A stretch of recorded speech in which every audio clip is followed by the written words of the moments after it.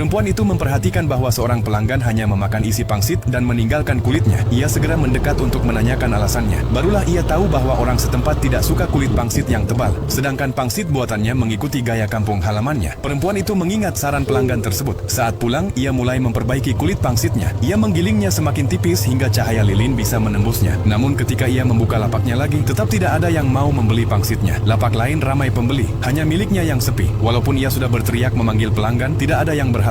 Di akhir hari, ia menatap lapak yang ramai dengan iri. Pangsitnya sudah basi. Dengan menahan air mata, ia menuangkan pangsit itu ke tempat sampah. Namun ia tidak menyerah. Ia membawa pangsit yang sudah diperbaiki ke pemilik kontrakannya untuk dicicipi. Sang pemilik berkata meski lebih tipis, tetap saja belum bisa menandingi kulit pangsit lokal. Keesokan harinya, perempuan itu membawa pangsitnya ke pemilik warung pangsit untuk meminta nasihat. Setelah mencicipi, pemilik warung berkata rasanya enak. Tetapi agar setipis kulit pangsit lokal, ia perlu menambahkan air alkali. Perempuan itu mencoba di rumah, tetapi pangsitnya jadi berasa alkali dan kehilangan aroma aslinya. Ia lalu melihat ada garam di sampingnya dan mendapat ide. Ia mencampurkan garam ke tepung agar air alkali bisa tercampur sempurna. Kali ini akhirnya berhasil. Saat ia membuka lapak dengan pangsit yang sudah diperbaiki, langsung banyak pelanggan berdatangan. Pangsitnya cepat habis. Semua orang berkata enak. Perempuan itu kembali tersenyum. Lambat laun, pelanggannya semakin banyak. Usahanya berkembang hingga putrinya ikut membantu. Namun, hal ini memancing ketidakpuasan ketua geng setempat. Mereka menuntut uang keamanan dan bahkan mencoba mengambil putrinya. Melihat kejadian itu, perempuan tersebut tak tahan lagi. Ia meraih pisau dapur, melindungi kedua putrinya, dan bersiap melawan sampai mati. Ketua geng itu terdiam, teringat pada ibunya sendiri yang dulu melindunginya dengan cara yang sama. Ia terharu oleh keberanian perempuan itu, lalu memesan semangkuk pangsit.